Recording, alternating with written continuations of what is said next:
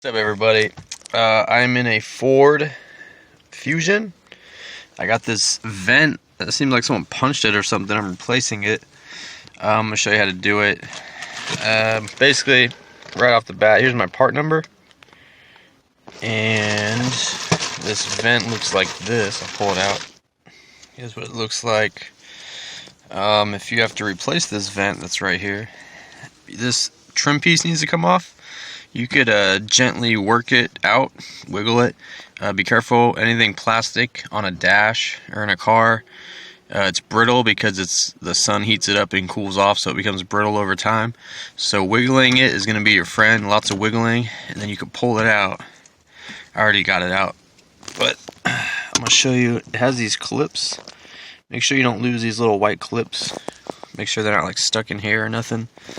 Go ahead and get this off. And then you could just pull this out.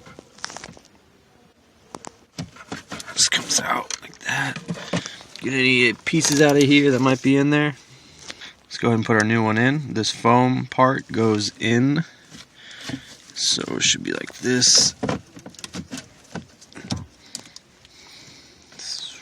Okay, just get it in. Keep in mind there's probably going to be some clips that go in these spots.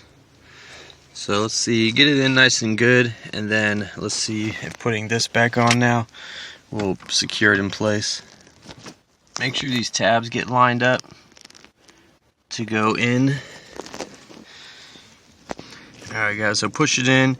Very important to make sure the tabs line up, and then you just want to gently keep working it in, working it in. You should hear it maybe click a few times. Make sure that these are out of the way. Make sure you can move this around. Alright, and that is it, guys.